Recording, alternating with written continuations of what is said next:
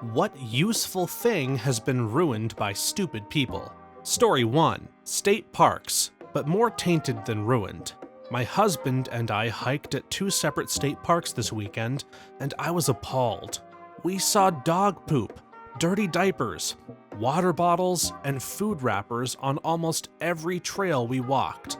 Also, for the love of God, nobody wants to listen to your music. Use headphones, you heathen. National parks, too.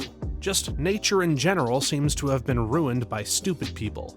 No one knows how to clean up after themselves anymore, no respect for the environment. Just people walking off trails and trampling native ecosystems, touching wildlife and, yes, the god-awful Bluetooth speakers. The random dog poop left on the trails drives me wild and makes 0 sense, yet I see it over and over again. We'll be deep on a trail and suddenly there's a Tide poop bag just hanging out. I just don't understand it. If you have your dog and you're deep in the woods, just let him go. And if it's in the middle of the trail, just take a stick and move it off or something. If you're going to bag it, take the bag with you. What's worse, natural poop that's going to be gone in time? Or poop that is sealed in plastic? Animals poop on trails all the time, and no one feels the need to bag that. You won't even see it in a few weeks, but that plastic bag, going to be there forever. There's no poop patrol coming by to collect your dog's crap. Not just in parks, but regarding headphones, the amount of people that just casually walk around the grocery or down the street on speakerphones is infuriating. I don't know when the trend started, but it is everywhere and constant now. Then they have the audacity to get upset when you overhear them and want you to mind your own business. You're in public on speakerphone, making your conversation public. I also love seeing people on speakerphone still hold the phone up to their teeth and yell into it. When I was in the Sierra Club, I learned that there is something called the quarter-mile rule. What it means is that a vast majority of hikers don't go more than a quarter mile from their car. So the deeper you hike, the fewer other people and the less garbage you see. That said, it pisses me off no end that people in the Bay Area leave their poop bags on the trail, claiming they will pick them up later because they don't want to carry the poop bag on the whole walk, and then they conveniently forget them. Dogs have a quarter-mile rule too. Walk the dog back and forth near the trash can until it poops, then collect it and throw it in the trash can right there. Sheesh. I was in Big Sur last week and visited some beautiful falls just off the one. I was coming midday after a hike, so it was pretty busy. Right near the swimming hole, I find tons of trash stuffed into the rocks, dirty diapers wedged in there, broken glass, cigarette butts. I'm like, wow, how can a person be immersed in this beautiful landscape, smelling the ocean air, passing through redwood groves, hearing the sounds of birds and the water crashing on the rocks, and just think, you know what this needs? My child's poop. I picked up as much as I could, and warned others to maybe reconsider climbing around barefoot. But it's had me so pissed ever since. Trailhead was right there next to a ranger station too. Many of the parks around here have a no drones policy, so of course, all of the Instagram twats run around with their drone cameras to get that one shot.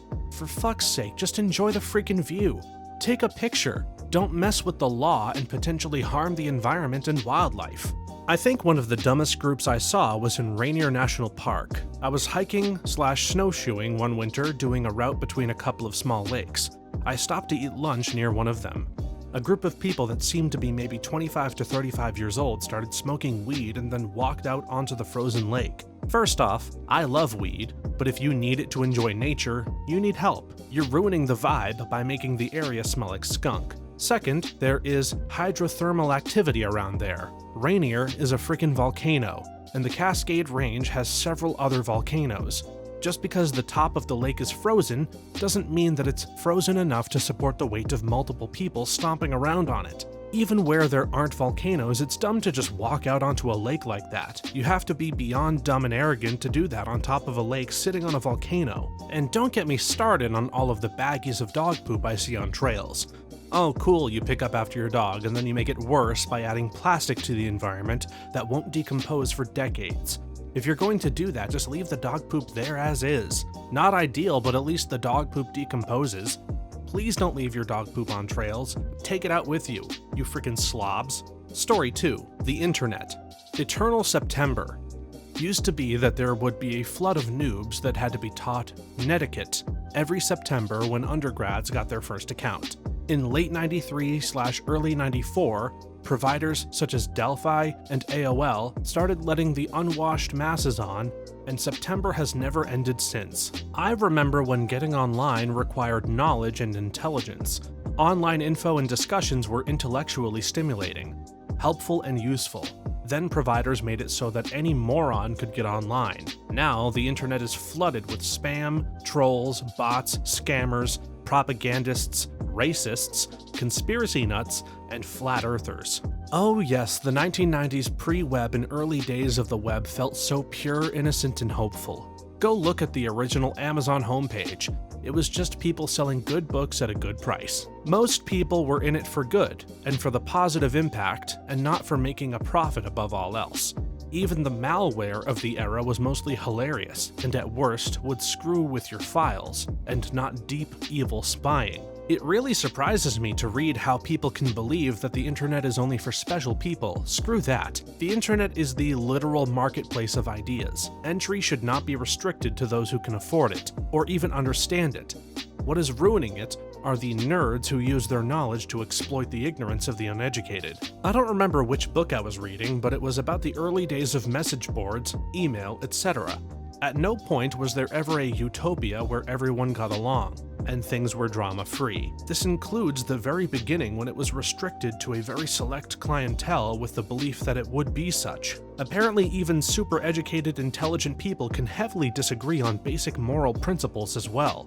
To create any such online utopia where everyone gets along, it's going to have a population of 1, if that. Story 3. In my city, there was this bike sharing project. Amazing for students and young people. Within 3 days, all of the bikes, all of them, got either stolen or badly damaged. I live in San Diego, and the same thing happened there. It happened over the course of a few months, but there went from being hundreds, maybe even thousands of bikes, to 0. You still see the Lime scooters, but definitely nowhere near as many as when the apps blew up. I still have no idea how New York City manages City Bike. For short trips in areas without a lot of transit options, it's almost part of the public transit system. And somehow it manages to function in an environment where you'd think something like that would get obliterated in a week. I saw a TikTok about something similar in the Olympic Village in France. They provided bikes for people to get around, but it was only a few days before people started taking the bikes into the rooms or removing the seat/wheels to make it theirs. Feels like something that you'd need more of a theft deterrent, like special-sized wheels and axles that are non-standard, so you can't just use the wheels and seats on a different bike. Proprietary ones that are only fitted for their own style of frame and would be useless on a bought-over-the-counter bike. Worked for the Soviet Union.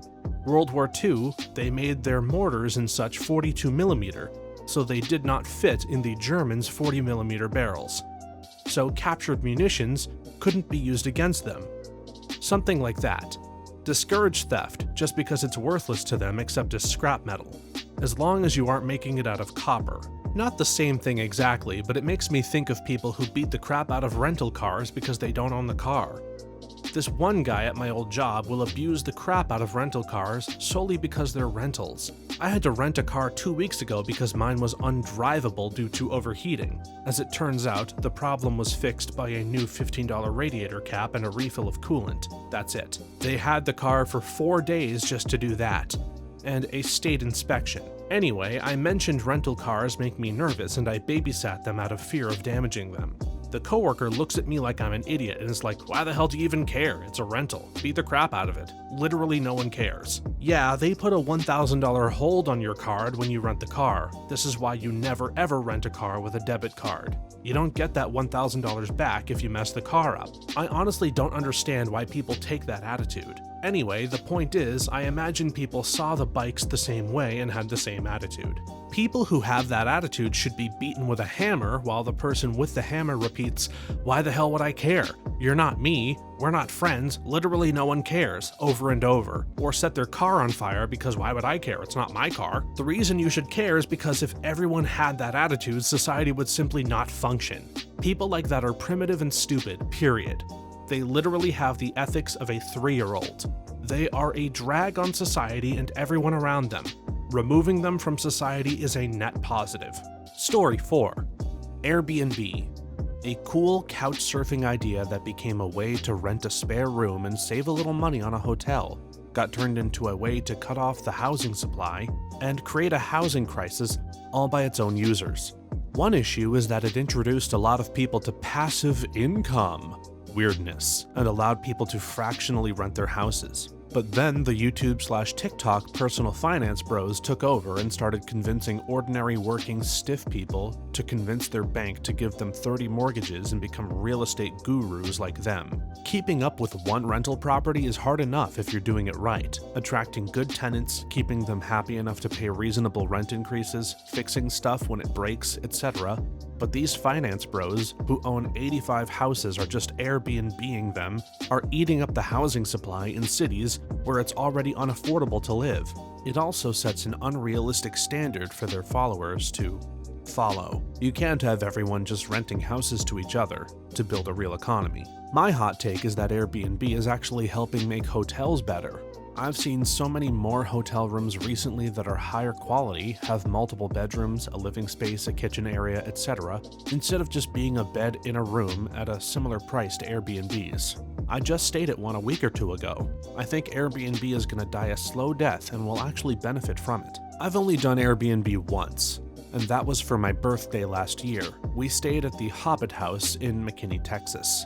Everything was Lord of the Rings themed. The Hobbit House actually looked like a Hobbit house inside and out, and for just one night it was $350. The only reason I splurged was because it was my birthday. The place really did look great and cozy, and while it was so fun, I wouldn't do it again for that price tag.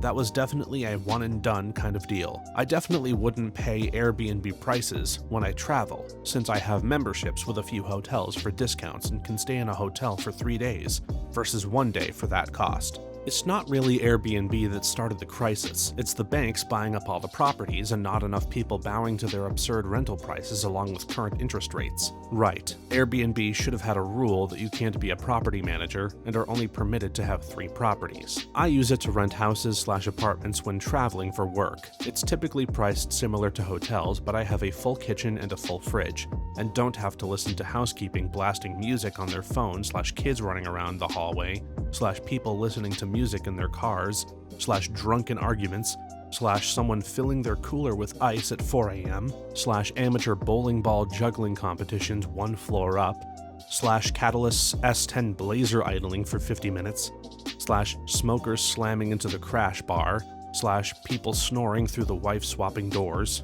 I got an Airbnb one time in London. Seemed cheaper, so I got there and turned out it was 2 rooms the landlord was renting and 1 for guests. That was fair, I suppose, so I put my stuff in my room and headed out for the day. Spent the whole day out, so I got back late and realized that my door wouldn't open. Thought that was weird, so tried again. Still locked. Turned out the handle only worked on one side, and it was the inside. The door was already open when I arrived the first time, so I was there for literally 2 hours at 11:30 at night trying to open this door. I knocked on the other residents' doors to try to call the landlord since my phone was dead, but they didn't even bother answering. So what I had to do was go through to the kitchen and get a ladle to jimmy the handle on the other side of the door, through a cat flap that my room had for some reason.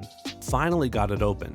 Next day, the landlord tried to blame me for the door breaking, told them to piss off, and left a 1-star review. The next time I went, I just went to a hotel, and it was way easier. Never used Airbnb since. Story 5. Google search. At the time, Google's algorithm was a breath of fresh air compared to the crappy Ask Jeeves. Now, its results are just those who paid the most to Google, followed by those who paid the most to SEO companies. It's by design. Google used to return the results it thought that you genuinely want. Now it returns the results that maximize its revenue. They don't care that they're tanking their core product, because they are absolutely certain that search will be irrelevant in a few years because it will be done with AI. Google literally hired the guy who destroyed Yahoo Search, specifically to run their own search into the ground while maximizing its revenue. And I will add to this Google review and Amazon reviews. So many are fake or paid, or from employees or customers incentivized to give a good one. Last year, I left an honest review about something I bought on Amazon. Unfortunately, it was long past the return windows by the time I installed the product. The seller reached out to me and offered a 30% refund if I changed my review. And don't even get me started on all of the bad service I have received from companies with 4.8 stars plus on Google. Yup, Google used to be a search engine that directed you to other locations. Best search engine ever. Then they went public and became accountable to their shareholders, and shareholders don't make money on continuous company profits. They only make money on company growth. So Google could no longer be just a search engine, it had to add more features and more products. Nowadays, Google's entire business strategy is to direct you to other websites when we can pull in the information to Google and keep you clicking on Google's sites so that they can make more money. Google is garbage now. Also, Google heavily censors accurate information on things such as substance abuse and substance dangers. They push SEO rehab centers or rehab referral centers to the top with inaccurate info and borderline straight-up lies to convince family members to send someone to rehab. Like, if you're trying to find information on your brother's coke habit, all you will get is rehab articles pushing the person to send them to rehab. You will struggle to find any accurate information or the actual objective best step forward. Screw Google so hard. It's actually hard to find anything I'm looking for these days, especially shopping or food. You're not wrong, but there's more to it than just ads and SEO. The thing is, when Google was created, the internet was mostly a load of super specific text-based personal sites. Now the internet is often picture or video-based. Most places most people visit are owned by big companies, and a lot of sites are now walled gardens. Add to that the fact that more and more of the written content is AI generated and therefore inherently unreliable, and it's no surprise that it's increasingly difficult to get good search results via Google or Indeed, any other search engine. People in the tech sector seem to think that AI search will be the savior, but it won't. The problems above don't go away due to the search being performed by an AI. And you have to verify anything an AI tells you anyway, so the results aren't actually useful in any case. I honestly don't know if it's even possible for search now to be as good as it was back in the day, even if you add the hypothetical that search engine carries no ads of any kind and manages to completely thwart all SEO. Story 6. Thrifting. Yes, please don't go to thrift stores and resell the nice stuff. When I was super poor, it was so exciting to find something nice. Literally just to have a couple of nice things. Resellers ruined it. It makes me so angry. The Goodwill in a really nice part of town used to be amazing for finding great stuff for cheap. Then the resellers appeared as if they spontaneously burst into existence, and that Goodwill turned to crap so fast, it was almost unbelievable. Resellers would get jobs at Goodwill and pick through items that their family/partners would come by as soon as it was on the floor. Management was too stupid to do anything, or they were in on it. And now thrift stores have caught on to that and have started asking for ridiculously marked up prices. I can't say for Goodwill, but I know Value Village up in Canada has had some just absolutely insane prices for their stuff. They obviously had one of their employees go to eBay or something and see how much people are asking for it. They didn't think to check how much they're actually selling for. There was a big Goodwill that had bins. It was the last stop for clothes before they were tossed, so they were dirt cheap. These 20-something resellers would spend their entire days prowling the bins and taking everything that was good. I remember one time they were bringing out new bins and about 20 people lined up around them, and when the buzzers went off, they all started digging through the clothes and throwing them around. I got pushed and hit, clothes were thrown in my face, and in a span of less than 5 minutes, they took all the good stuff. I then saw most of it at a vintage fair a week later, with the prices jacked up like crazy. One guy had like 40 pairs of vintage denim that he bought for like $3, each marked up to $60+ a pair. I never went to those bins again. Screw those people. Dude, that's like the kind of crazy that you'd see during Black Friday. All of those things are bad, but that's insane. People would take stuff from your hands. What are these people, a bunch of animals? No matter how badly I'd want something, I wouldn't steal it from someone else. In fact, if I saw someone do that to someone else, I'd probably steal it back and give it to whoever they took it from. That's just messed up. Story 7. Public trust has been undermined by those who exploit it for personal gain. 100% living in a big city, there is a super high chance that people talking to you, asking for help, and so on in public space want to scam you or sell your stuff. So I just stopped answering them and never went further than a friendly hello, and no time or anything like that. But I completely skipped random encounters in the city because I lost trust in people. Also, putting stuff outside of the apartment, your parcels, your bike, chances of stuff being stolen or destroyed got super high. German public life is going downhill. It's sad to just focus and stick to yourself and people you know. But I don't want to deal with people scamming, stealing, and exploiting while I have enough stuff to do and just want to get from A to B, or have a bit of free time and fun activity. They don't realize they are not smart. They destroy public trust in between all people, especially those who sometimes really need help, and no one bothers to care anymore. And that's just for some euro that they could get just by working. I'll second this. Living in a city where there's someone on every corner either waving a clipboard at me or bumming for change, coupled with door-to-door scams and salesmen, and the fact that every phone call I get that isn't from a friend/family member is a scam or solicitor, means I have absolutely no time for anyone I don't know. I don't even want to entertain the notion of speaking with anyone on the street because in almost every case they're either asking me for money or trying to sell me something. I don't have a nickel for a single one of you, and I can absolutely promise you, with complete sincerity, that I'm not, and will never be interested in whatever cause that you're plugging or whatever garbage you're trying to sell me. That's a big one. Finding people to talk with, especially in an urban environment, is sometimes an impossible task. It's like everyone has retreated into their phones because it's safer to just keep endlessly scrolling instead of talking to someone who might be out to scam you. I don't have the citation, but I read something the other day that says adults are finding it impossible to meet others and make friends outside of childhood. And this is a recent phenomenon that got massively accelerated by COVID isolation, but also dovetails neatly with smartphones and addicting algorithmic social media. I think part of it is that it's genuinely hard for most people to put themselves out there, but we've also introduced a device that eliminates the need to do so. I wonder if anyone will ever get tired of scrolling and just start some 1950s-style fraternal organization again to get people communicating outside of work and necessities. I'm so happy to see this one so high on the list. I thought it was a concept I didn't share with many other people.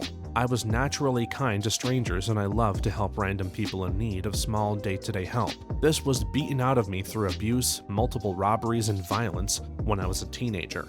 I learned to defend myself and became extremely paranoid of strangers because of just 4 to 5 years in my youth. And I've spent my life distrusting and unable to go back to believing in humanity. That's what I love about visiting countries like Japan, Korea, Finland, Iceland, etc. Those are the places where I can remove my armor for a few weeks and stop assuming everyone is there to hurt me in some way. Story 8. Emotional support animals and service animals. Contrary to popular belief, they are not the same thing at all, and stupid people getting fake ESAs have bled into harming people with service animals. Only a medical professional can prescribe an ESA, not a website or registry, and an ESA is not allowed in public spaces like a service animal. It just allows the animal to live with you in places that usually won't allow animals or pets. I work in the entertainment industry. We only allow service animals. We can't ask what they are for, but we can ask if it's a service animal. Most folks lie about it, but we make a mark on the leash, so security knows that they've been spoken with. They are given rules. If their animal is disruptive, loud, or poops on the property, the party is removed. Folks with legit service animals won't have any problems, and the fake ones either get scared off or get booted when it's a problem. Just want you to know that legally speaking, you are allowed to ask what job or task is the dog trained to perform, and the person must provide an answer. Some places even ask people to demonstrate that task, if they can, like a dog picking up an item that is dropped. But legally, I don't think people are required to demonstrate anything. You can't go beyond that to ask about medical conditions or history, etc. Service dogs are meant for very specific tasks though, and if the person can't answer exactly what that task is, then it likely isn't a service dog. I'm allergic to dogs, and if I'm being honest, I don't like them. I fully accept that there are people who need these animals to physically survive in the world around them and hold no ill will to them. The people who want to bring Mr. Fluffykins into Walmart can get screwed. Actually, I just broke up with the guy I was seeing. There is always a main reason with other little things. One thing that drove me nuts was how he felt so entitled to bring his dog everywhere. We went to a state park and asked him not to bring the dog, but of course he did. There's a sign that says no dogs. He disregards it. As we are walking, there is a tortoise just doing its thing and he lets the dog go over sniffing at it. Now I'm getting pissed and kindly suggest we leave it be. He says, "No, they're just playing." Until the tortoise lunged at the dog and scared the hell out of it, and all of a sudden it wasn't funny for him anymore. At the beginning of COVID, I saw a huge increase in people dragging their poorly trained dogs along with them in stores, and those fake ESA vests that you can spot from a mile away. It's gotten to the point where people don't even bother with the pretext anymore. I see it a little at grocery stores, but I swear people treat places like Lowe's and Home Depot as a dog park. I had a lady get huffy with me for not moving my cart out of the way for her dog. I'm a flight attendant, and it's amazing how many dogs I see on a weekly basis with service animal vests on that are obviously not trained service animals. People just buy the vest so that they don't have to pay the pet fees when they fly or keep the pet in a carrier. On the very first flight I ever worked on, when I was still in training, someone brought on a service dog who became extremely nervous during takeoff. It was sitting under their seat with its butt out in the aisle. Before the plane even finished its initial climb, it let loose with violent diarrhea all over the aisle. Story 9. Antibiotics. Great for dealing with bacterial infections. Not so good at dealing with viruses. And now we have antibiotic-resistant bacteria because of overuse. And misuse. People become asymptomatic and stop taking their pills before the infection has cleared. The remaining bacteria continues to reproduce until the infection reappears. But now it's resistant to the antibiotic they used. This is why gonorrhea and syphilis have become such a problem in recent years. In the case of gonorrhea, we're getting to the point where we're running out of antibiotics to treat certain strains of it. My sister-in-law just needs to cough once, and she's on antibiotics. Literally at least once in a month. She claims she's allergic to penicillin, so can't take anything from the penicillin family, even though I distinctly remember her being on amoxicillin more than once when she lived with us, as she can't swallow tablets. Spoiler alert, she absolutely can, so the liquid was kept in our fridge, and she never finishes the full course. Story 10. I'll go first. Essential oils. They smell brilliant, reduce stress and anxiety, and help treat fungal infections. But all the anti-vax and crunchy moms have decided that they're a magical solution to everything. That is wrong with the world. When Ebola was in the news, bringing back some of the US workers, lots of people were alarmed that it would spread here. I remember a doTERRA seller that immediately glommed onto selling her essential oil. Rubbing oregano oil on your feet will prevent Ebola or some similar crap. I think a crap ton of people shut that down. That, and there are literally hundreds, if not thousands of people shilling synthetic and adulterated oils that do more harm than good. I used to buy mine from a local lady who actually produced the oils from plants that she grew herself. She would let people see how she did it and everything. Sadly, she retired, and I haven't found any like that since. The whole subculture of essential oil lost its charm long before anti-waxers came to the scene. New Age, charlatans, and scammers are all guilty of that. What are you? Aquarius? Okay, let me mix for you essential oils in this special crystal bowl with my obsidian stirrer. It will bring you love and success and heal your acne. Only $60. Yeah, it was weird when I first heard about the MLMs that sell essential oil a couple of years back. When I first heard about essential oils 20 plus years ago, the only place in town that sold them was a New Age bookstore that also had crystals and tarot decks. I have to assume that at the time, conservative Christians would have assumed that essential oils were satanic by association. Story 11. YouTube. It used to be fun and a great place to get information and entertainment. It still is, you just have to really weed through the absolute crap. Or maybe it's just that I don't watch a lot of it outside of a handful of historical cosplay channels where the creators go in depth about the hows and whys and wherefores of why they're making X costumes on this video, or a series of videos in the case of Lady Rebecca Fashions where she did a 4-part series on making Rose's boarding suit from Titanic recently. You have to train your algorithm. I never get election videos or Joe Rogan political hot takes. Sign into YouTube and start subscribing to things you like and liking videos that you like. Build a good library of things to watch. Also, start clicking "Don't show this video, I find it offensive" to anything political or disturbing, right or left. Eventually, the algorithm will learn to stop. This also takes strength not to curiously click on crap. Story 12. Public parks/toilets. I just returned from a 2-week trip to Japan. I visited the cities of Narita, Tokyo, Kyoto, Nagora, Hiroshima, and Osaka. I used a lot of public toilets and visited a lot of public parks.